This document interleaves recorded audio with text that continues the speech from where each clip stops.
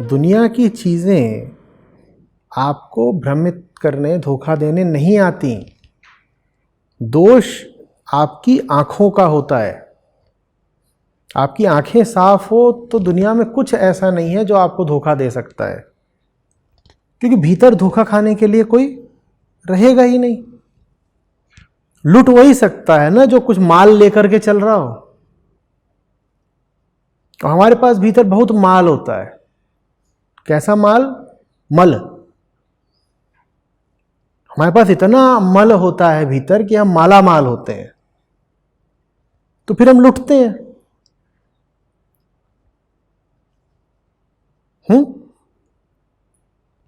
दुनिया का सबसे बड़ा टैंक भी अगर फायर करे और उसको भेदने के लिए कोई चीज ही ना मिले,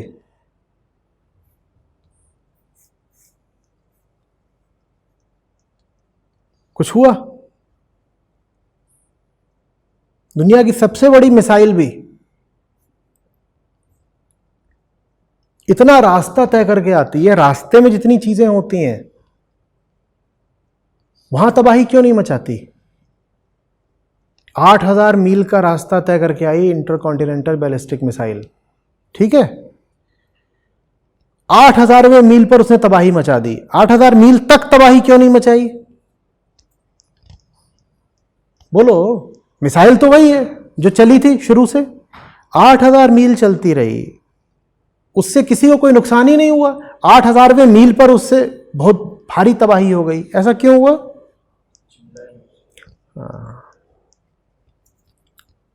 तो दूसरा कोई तुम्हारा नुकसान तब करेगा ना जब उसे कुछ मिलेगा नुकसान करने के लिए, वरना बहुत बड़ी मिसाइल भी आएगी, कोई नुकसान ही नहीं कर पाएगी। कुछ मिला ही नहीं, नष्ट किसको करते? कोई मिला ही नहीं। 8000वें मील पर कोई मिल गया मारने के लिए, वो मारा गया। तुम मिलते क्यों हो? तुम उपलब्ध क्यों हो? ये जो उपलब्ध होता है चोट खाने के लिए, इसको अहंकार बोलते हैं। वो जो मिट गया उसको ब्रह्म बोलते हैं।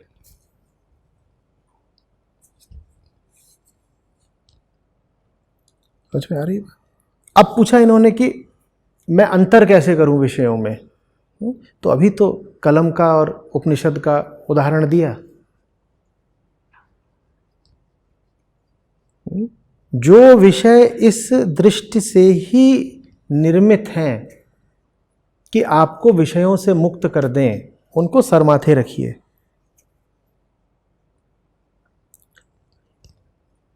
संगति का विशेष ख्याल रखिए। बार बार देखिए कि आपके जीवन में किन चीज़ों की, किन लोगों की, किन विचारों की या किताबों की संगति है जो आपको और ज़्यादा लिप्त कर देती हैं दुनिया से, भोग की दृष्टि से।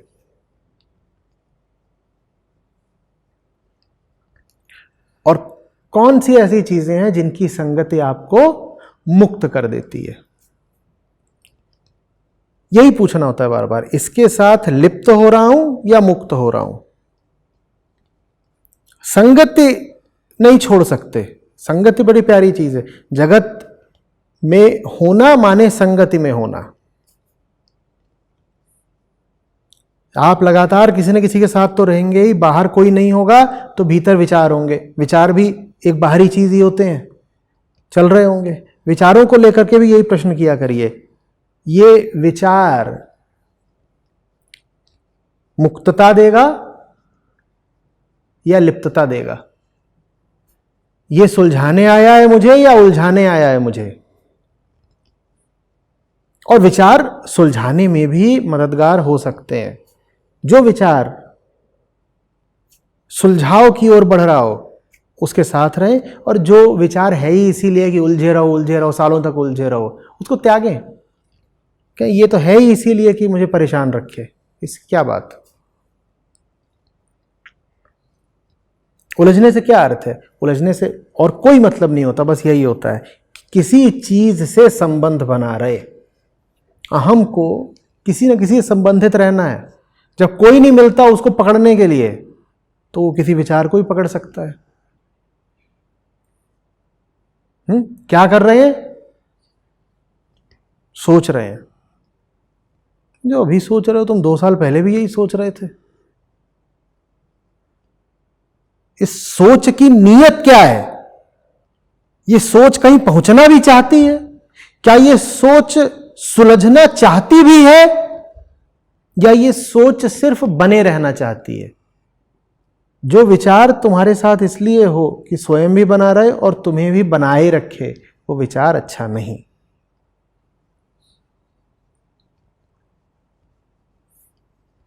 अंततः विचार का काम है मिट जाना। अंततः विचार का काम है अहम को निर्विचार कर देना। अहम को निर्विचार कर देना माने अहम के पास अब कोई साथी नहीं बचा।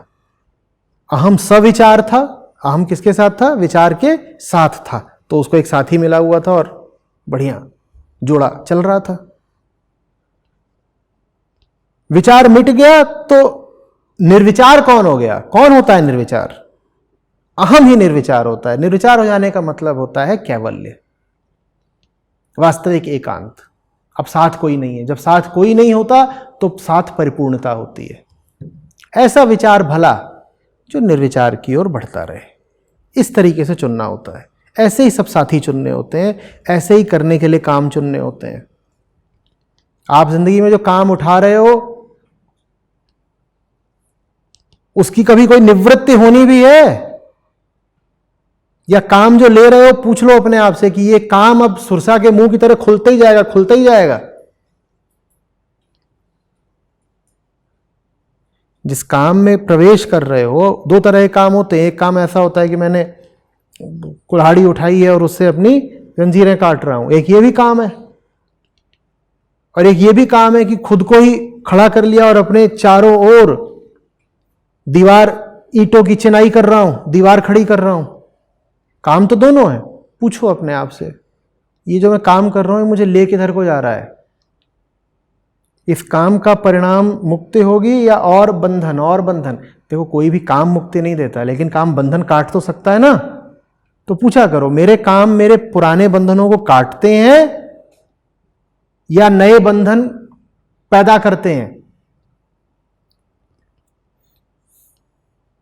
और मामला बहुत तयशुदा होता है, क्योंकि ये जो प्रकृति का खेल है ना, वो एकदम ढर्रे में चलता है।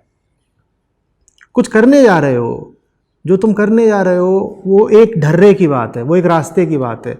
उस ढर्रे पर तुमसे पहले 2 लाख लोग चल चुके हैं। उस रास्ते पर तुमसे पहले 2 लाख लोग चल चुके हैं। तो तुम्हारे लिए इतना मुश्किल क्यों है? शुरुआत में ही देख लेना कि जो तुम करने जा रहे हो उसका अंजाम क्या होना है। जो तुम करने जा रहे हो उससे तुम्हें 10 और तरह के बंधन मिलेंगे या बंधन मिटेंगे, ये अभी से देख लेना मुश्किल क्यों है।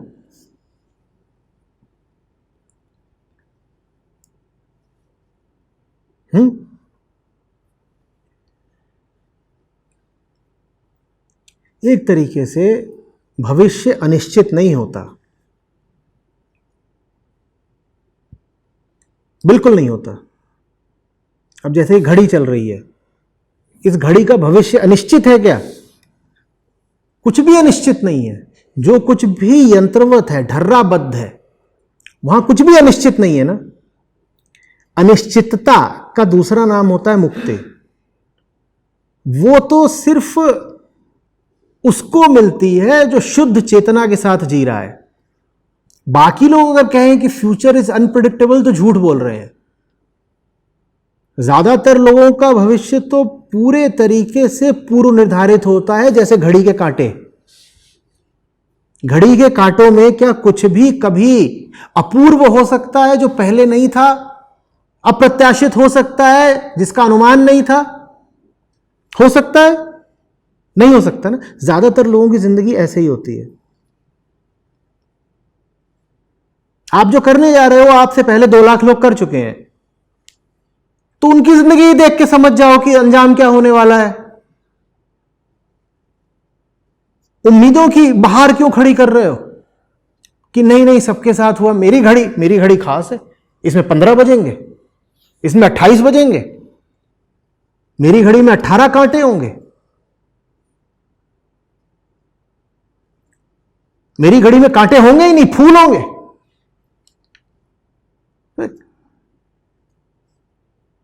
समझ में आ रही बात? कर्म से पहले ही कर्मफल देख लो ना, क्योंकि अधिकांश हमारे जो कर्म होते हैं वो प्रकृति के बने बनाए सांचों और ढांचों के भीतर होते हैं। जैसे तुम चल रहे हो, तुम अभी बैठे बैठे ईमानदारी से अगर चाहोगे तो बिल्कुल जान जाओगे कि 20 साल बाद तुम्हारा क्या होना है। किसी ज्योतिषी की जरूरत नहीं है। जो तुम्हारे बड़े भैया का हो तो ही तुम्हारा होना है, क्योंकि तुम्हारी और उसकी जिंदगी बिल्कुल एक ही तरीके से संस्कारित रही है। तो अंतर कितना आ जाएगा। आप अगर बिल्कुल अपने पिताजी के नक्शे कदम पर चल रहे हैं तो आपको फिर इतना अचंभा क्या है कि अरे क्या होगा, बैठ करके कयास लगा रहे हैं 20 साल बाद। जो तुम्हारे पिताजी की आज हालत है तुम्हारे 20 साल बाद होगी, क्योंकि तुम बिल्कुल वैसे ही हो।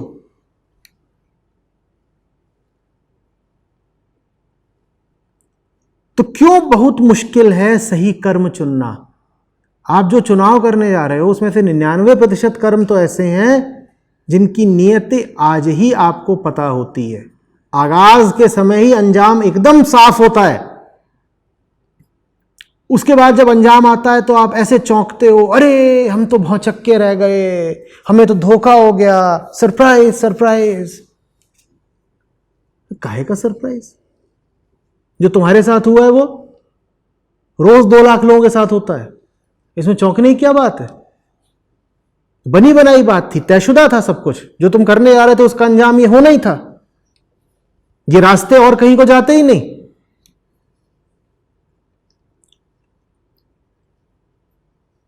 दिल्ली से जयपुर की तरफ चले, रास्ते में गुड़गांव मिल गया, हाँ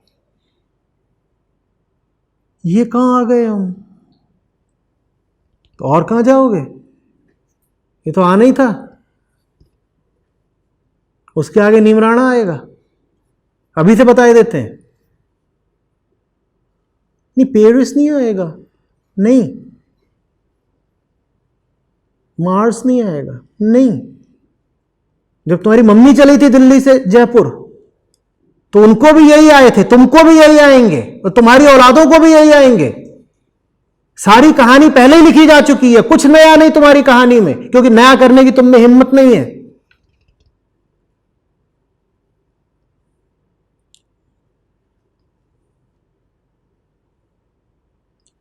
जानू कैसी होगी हमारी लव स्टोरी? जैसी तेरी अम्मा की है, क्योंकि तू बिल्कुल अपनी अम्मा जैसी है। तो इतनी अदाओं से क्या पूछ रही है कैसी होगी हमारी लव स्टोरी? अपने ससुर जी का मुंह देखता तो हूं मैं, पूरी लिखी हुई है वहां पे लव स्टोरी, चू रही है एकदम।